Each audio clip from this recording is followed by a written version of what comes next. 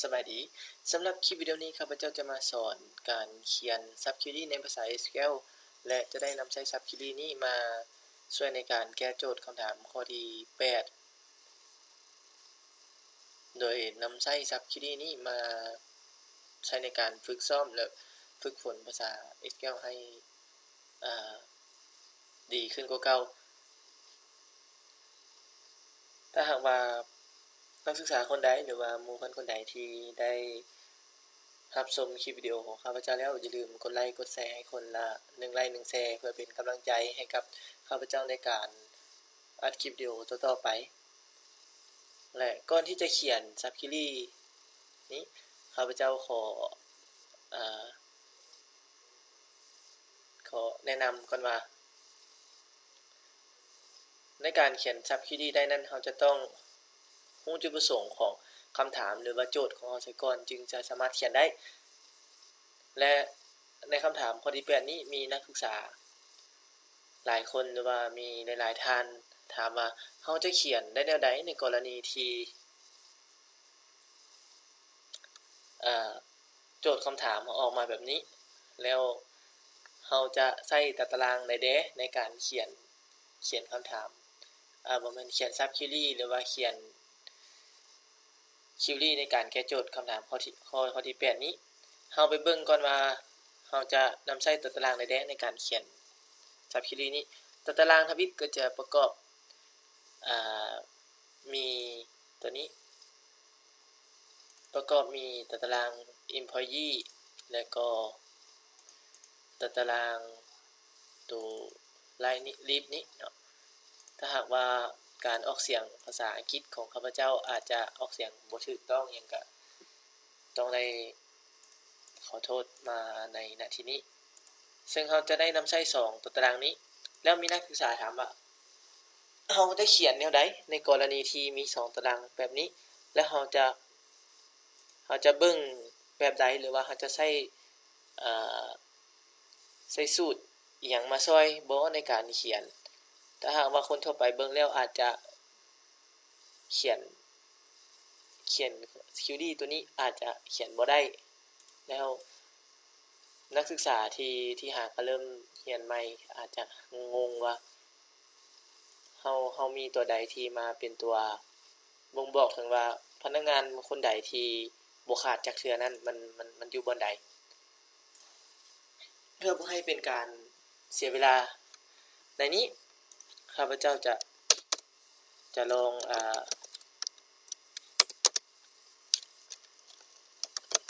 องจอยข้อมูลของ2ตารางนี้เข้ากันให้เบิ่งว่าถ้าหากว่าเห็นเป็นแบบนี้เราจะได้ผลลัพธ์ตามที่ต้องการนั่นคือแนวใดโดยข้าพเจ้าจะใช้การจอยแบบเล็บจอย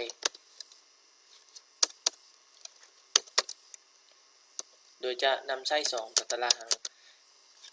พนักงานและตารางการขาดอย่างนี้มาแสดงผลให้เบิ่งโดยคอลัมน์ที่ต้องการจะมาแสดงนี้จะนำเอาคอลัมน์ของ ID แล้วก็ชื่อพนักงานแล้วก็ ID ที่เป็น ID ของตารางการขาดอย่างนี้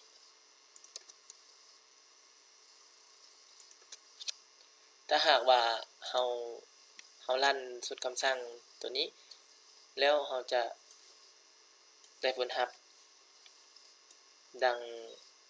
ที่ปรากฏอยู่ในด้านลุ่มของจอนี้ซึ่งว่าในการเล็บจอยนี้แม้นเราจะ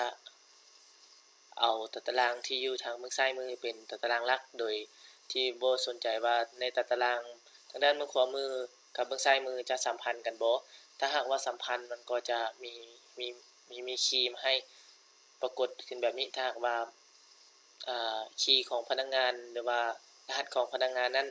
บ่ปรากฏอยู่ในตารางของตารางการพักลาพักของพนักงานนี้ก็จะเป็นค่าวางเป้าแบบนี้แล้วถ้าหากว่าเฮาระบุว่า แวะเอาพนักงานที่มีค่ามี ID เท่ากับนู่นนี้มันก็จะบ่ได้ผลลัพธ์ตามที่เราต้องการเดี๋ยวข้าพเจ้าจะทดลองให้เบิ่งว่าถ้าว่าเราเขียนแบบนี้ว่ามันจะได้ผลลัพธ์ตามที่ต้องการบ่ถ้าหากเขาบอกว่า where l.id เท่ากับนูนนี้จะได้ผลลัพธ์ตามที่ต้องการบ่เมื่อเราเขียนแบบนี้ก็จะเห็นได้ว่าผลลัพธ์ที่ออกมาก็จะเป็นนูนโดยจะบ่มีข้อมูลใดๆออกมาทั้งสิ้นเราจะกลับคืนมาเบิ่งคำสั่งเมื่อกี้นี้ว่าเราจะเฮ็ดแนวใดในการแก้โจทย์คำถามข้อที่นี้ถ้าหากว่าเราสังเกตในผลลัพธ์ที่ได้จากการคิวดีสูตรคำสั่งนี้ก็จะเห็นได้ว่ามีเท่าทองใบทองลาวทองหลาวดาวดวงในพวก4-5 คน6คนนี้จะเป็นว่างก็คือลิสต์ได้ชื่อในรูปนี้ก็จะเป็นรายชื่อที่พนักงานที่บ่เคยขาดเวียกจักเทื่อแล้วบัดนี้เราจะเขียนโค้ดในการแก้โจทย์คำถามข้อนี้นั้นได้เราจะต้องมีเทคนิคหรือว่ามีความรู้ในทางด้านการเขียนภาษา SQL ในระดับขั้นสูงในระดับใดระดับหนึ่งจึงจะสามารถแก้โจทย์คำถามข้อนี้ได้ตามจุดประสงค์ของการวางคำถามในโจทย์นี้สำหรับคลิปวิดีโอนี้ข้าพเจ้าจะนำใช้เทคนิคส่วนตัวหรือว่าประสบการณ์ในการเฮ็ดเวียกหรือว่าเทคนิคส่วนตัวในการแก้ไขปัญหาโดยข้าพเจ้าจะใช้ตารางของพนักงานนี้เป็นตารางหลักแล้วจะแสดงชื่อพนักงานแล้วก็รหัสพนักงานนี้ให้เห็นแล้วต่อมาจะข้าพเจ้าจะใช้ซับคิวรี่อีกซับคิวรี่นึงตัวนี้แม่นจะนับเบิ่งว่าพนักงานแต่ละคนนั้นขาดจากครั้งโดยจะ select เข้า employee id form tb และ form tb leave เนาะ where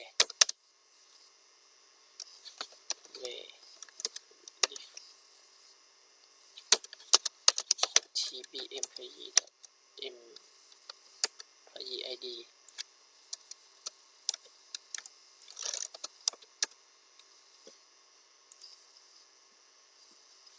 ในเมื่อเราเขียนคำสั่งแบบนี้หรือว่าในเมื่อข้าพเจ้าใช้เทคนิคในการนับว่าพนักงานแต่ละคนนั้นขาดจากเทื่อโดยเราจะรู้ได้เลยว่าถ้าหากว่าพนักงานคนใดที่เคยขาดเวียกมาก่อนหน้านี้แล้วหรือว่าเคยขาดมาแล้วในส่วนของคอลัมน์ตัวที่ข้าพเจ้าสร้างขึ้นมาใหม่นี้จะใส่ชื่อคอลัมน์ว่า absent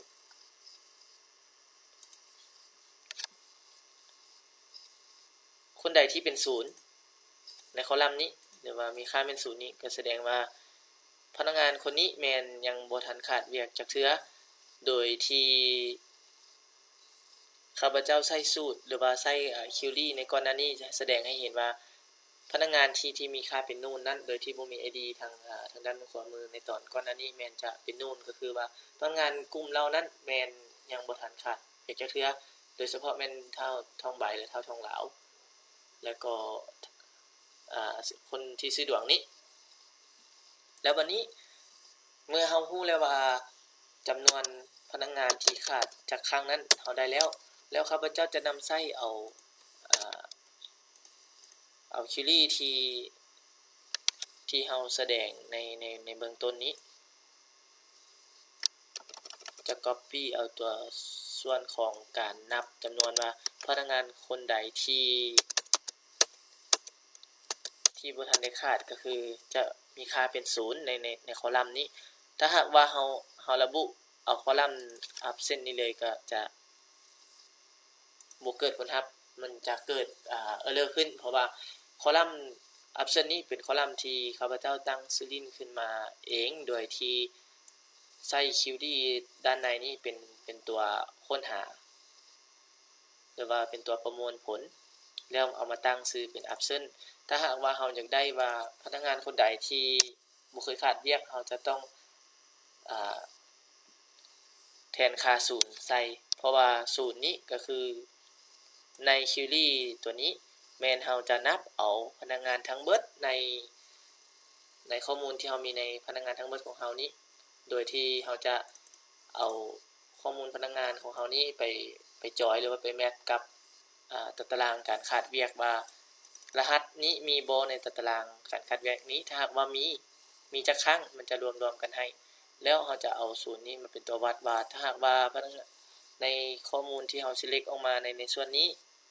มีค่าเป็น0เราก็จะรู้ได้เลยว่าพนักงานผู้ใดที่ยังบ่เคยขาดในเมื่อเราเขียน